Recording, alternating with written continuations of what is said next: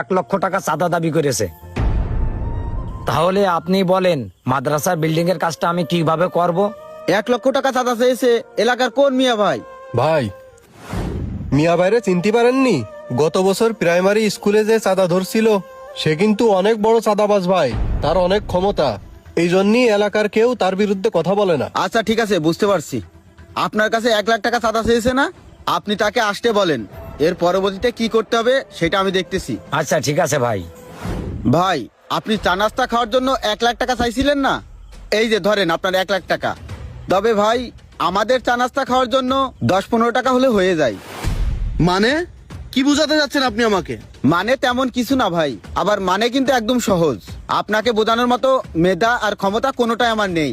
তবে ভাই, আমি আপনাকে একটা কথা বলি, আমাদের খালিয়ার উত্তর পাড়ার এই মাদ্রাসাটা না, এই গ্রামের প্রত্যেকটা যুব সমাজের প্রত্যেকটা মানুষের মেধা, শ্রম আর কঠোর পরিশ্রমের ফলে এই মাদ্রাসার প্রতিষ্ঠানটা হচ্ছে। আর সেইখান থেকে আপনি চাঁদা নিচ্ছেন। এই খালিয়ার মাদ্রাসা একটা সময় অত্র এলাকার গর্ব হবে।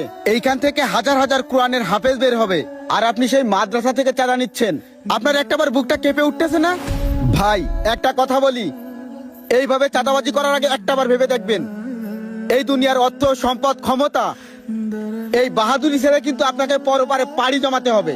মনে রাখবেন, এমন কোন একটা মাদ্রাসার ছাত্রের দ্বারা অথবা এমন কোন একটা মাদ্রাসার হুজুরের দ্বারাই আপনার মৃত্যুর পরে জানাজা পড়াবে।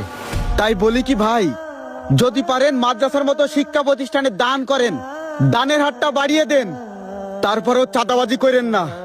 এই মাদ্রাসা থেকে স্বয়ং কোরআনের হাফেজ তৈরি হবে।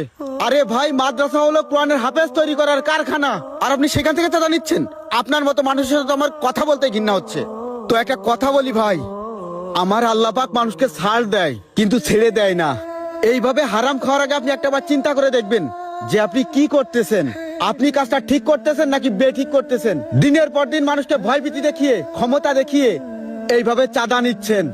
আপনাদের মতো কিছু মানুষের কারণে মানুষ গ্রামের মতো জায়গায় বিল্ডিং উঠাইতে পারে না। মানুষ নিজেদের মতো স্বাচ্ছন্দ্য মতো ব্যবসা করতে পারে না। আপনারা ব্যবসা প্রতিষ্ঠান থেকে চাঁদা নেন, আপনারা বিল্ডিং এর কাছ থেকেও চাঁদা নেন, বিভিন্ন বড় বড় কনস্ট্রাকশন সাইট থেকেও চাঁদা নেন, আপনারা অনেক জায়গা থেকে চাঁদা নেন। আল্লাহর কাছে আপনাকে জবাবদিহি করতেই হবে এই টাকার জন্য। আল্লাহ পাক আপনাকে ছাড় দিবে না। তো যাই হোক, অনেক কথাই বললাম ভাই, ভালো থাকবেন, আসি। ও ভাই, আমি অনেক বড় ভুল করে ফেলেছি ভাই। চাচা, আমি অনেক বড় ভুল করেছি। আমার ভুল আমি বুঝতে পারলাম। এই খালিয়া মাদ্রাসার যত রকমের সহযোগিতা